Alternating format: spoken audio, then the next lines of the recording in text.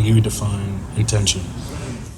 Intention is, to me, another word for, ambition, desire. You need to have a desire to fulfill, and the intention is the ambition for it, basically. What do you define this as, Michael? Interesting question. I think it's more like lifestyle, you know, and how you positively or negatively affect the people around you. So you're saying that attention is a choice. Yeah, it enforces a choice. Just like when I pick something up, you know what I mean? It's your intention to pick it up, right? So it's basically wants, because you wanted to pick it up. Well, not really. Like I told you, it's a lifestyle. What do you mean? It's like, you mean intention itself is a lifestyle? Like an intention. How do you feel impact can affect or be affected by intention? Well, again, I'm an honest guy, and I want the best for people. Whatever is beneficial for me, I want beneficial for them. And, I always believe if you do good, good will come back to you, in a sense, right?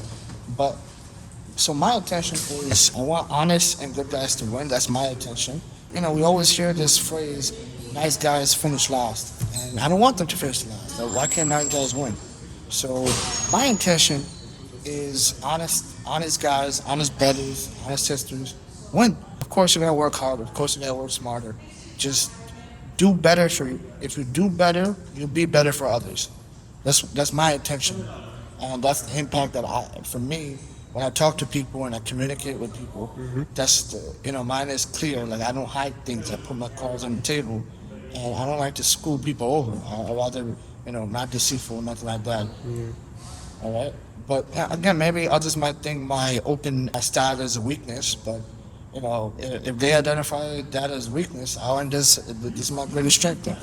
Yeah, but like not only that, it's like the little things that you do for others, like guide them somewhere, or maybe you spot them missing some sort of money, or you help them open the door. I feel like it's those small things that really, small little impacts that add on to someone. No, I mean giving that last dollar in your pocket to somebody who really needs it, who doesn't have like a drink or water. I'm not talking about alcohol.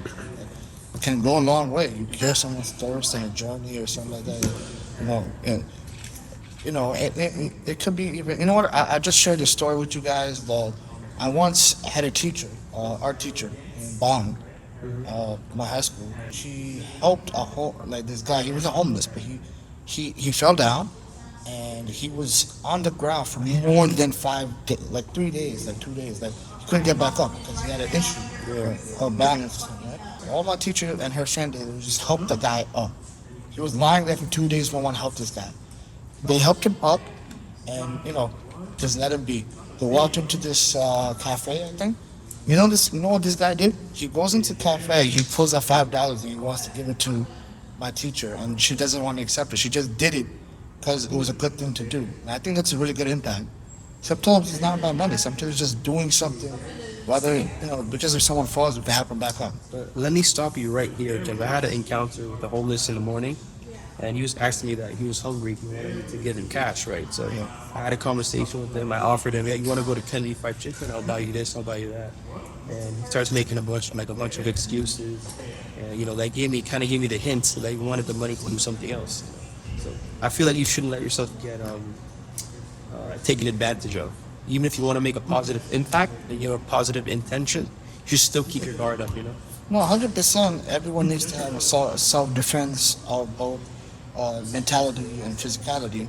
But I think when you do something good, I think it's just good for you, beneficial. Whether it's just, 100% you don't know where that dollar is going to go when you give it to somebody.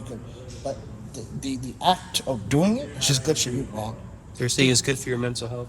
Definitely. But 100%. But also, I do believe in honesty, in an honest way, that when you do good, it's beneficial to you anyway. That it will come back to you. And I feel like people, often identify things, really categorize things as give and take. I actually, it's not really a bad thing. You have to give to receive. You have to reciprocate to be reciprocated. So, if you do, now 100% now, right now, the world we live in, not everyone has.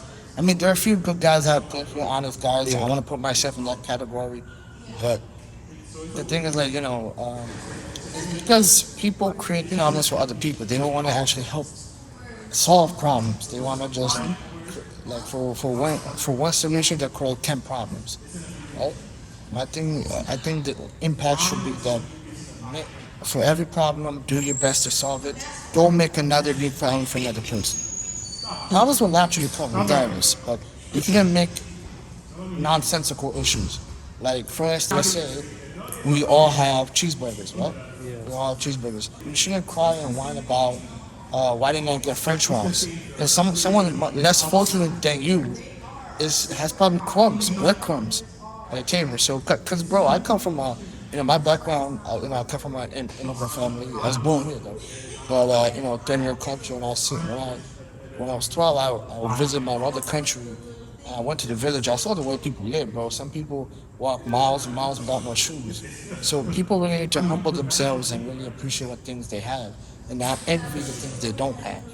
But again, it's a lesson that you learn later in life. You don't get it right away. I mean, I agree with you, but I feel like my mindset towards that, you just said it right now, kind of changed. 'Cause I feel like everyone's selfish in their own way, so you shouldn't like invalidate someone's experience to think, oh, what about like she in Africa? Like there's enough water. You know what I mean? Suffering is suffering, you know.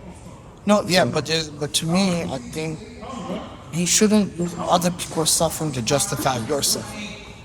If you're saying that can't offer like water, you're drinking a bottle of water. Appreciate the water. Water is a necessity of life. And we have abundance over in this country. Tap, bottle, toilet. Okay, some places don't even have waters and toilets. It's just dust and leaves. As a side note, when I was at the village, we didn't have toilets over there, so I had to use the rocks and bush, bro. But that was the one time.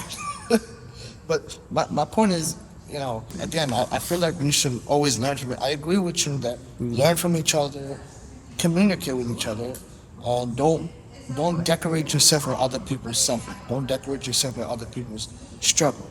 You should really learn from your own struggle, see another person's struggle, appreciate what you have, and do better for yourself and others around you. Now, this might sound like a fairy tale in a sense, but it's not. We live in reality. I've seen good people be good to others. I've seen in my own life, when I was a kid, when I had no money, no change in my pocket, going to the store, nice people just say, hey, can take that bottle. Just plain. They didn't care, but that was a nice sentiment that goes there. Yeah. So sometimes, you don't see that anymore. Everyone's so selfish. But it's okay to be selfish to you, but you can't be selfish to everyone around you. Okay? You know what I mean? Because if I'm eating something, enjoying, and if some dude over there in the corner is not eating, it's shame, I'm going to go shame. Yeah, that goes back to what you said about intention and impact. That you're positively impacting somebody. We're making their day by giving them that extra bar that you're talking about.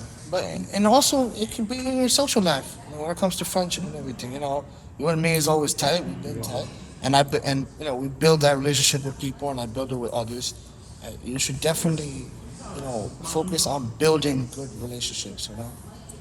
Not live in imitations, because and I'm not saying look in life. I think this is really important that you cannot be friends with everybody, but you shouldn't be enemies with everybody either. You can learn to communicate, appreciate, and whoever is your best friend or the person you talk to, appreciate them. Because we're here today, we might be gone tomorrow. Closing up on these thoughts, I mean, you're right. Communication is important.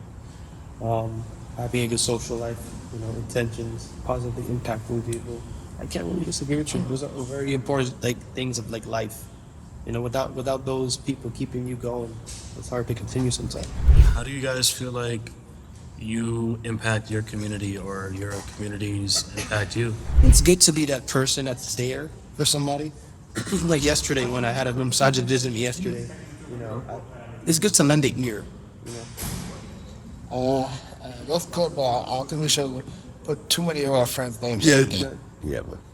But aside from that, when you say community and bond, it kind of relates to my own background, because I come from a South Asian background. My country's next to India. It's Bangladesh, guys. So I'm brown. So I categorize as brown people. And brown people, I'll be honest, guys, it's really the community they did, but it's kind of toxic because you gotta really, again, this goes back to communication. When you don't know how to communicate with the people, then the people will not be with you, in a sense. We live in New York City, bro. And one thing I appreciate about living here and being born here is that I met people from all over the world here, man. They came here. I met people from Jamaica, Haitian, shit, This is the cultural melting pot of the world. yeah, culture is the mecca of diversity and everything. People from different backgrounds too, and I learned a lot from them. Like people teach people. Like you can appreciate where they're coming from, their sense of culture and appreciation, and I respect that. And I shouldn't criticize what they do or believe. I'll keep my criticism to myself, but that's how they're brought up, man. Because I'll give you an example. Like I just learned from my class, sociology, that there was in the Philippines there's actually a delicacy where they eat boiled egg with the little chicken inside. Yeah, like the fetus. Yeah, and it's their delicacy. Will I ever try it? I'm kind of uncertain on that, but I definitely go for it. If it's good. But I appreciate that. That's their culture. That's their way of life, and we all learn from each other, and to have that sense. That's why New York City, I do appreciate where I'm from in this case, where we all come together at this one place and we be humble with each other. Not everybody shares my sentiment. I understand that, but again, communication is key to anything. I like to learn bits and phrases from other people. You come from a Latino background, and I learned how to pick up some girls in Spanish. No, you didn't. Yeah, man. I'll be pulling up and I'll be saying, "Que lo que mami, what's up?" Stuff like that. And I try to make some good jokes with people and stuff like that. Is this getting edited out? Or is this like raw? What do you think, Mike? What do you think about sense of community? and stuff? Honestly, dude, I feel like you're living like in a weird like virtual digital age. Bonds, right? It's like I don't know. I feel like a lot of communication is going on right now, and you could even see like in the dating market, a lot of people are getting dates online. It's hard to meet people in real But life. that's crazy that you said that. Because so many people online are not really real people. Some of them could be AI bots. Yeah, that's crazy, right? But And some of them could be people that say they're one thing but are actually another thing. yeah. Definitely, but community is definitely something to have. Sometimes you have to build your own community. Sometimes you have to.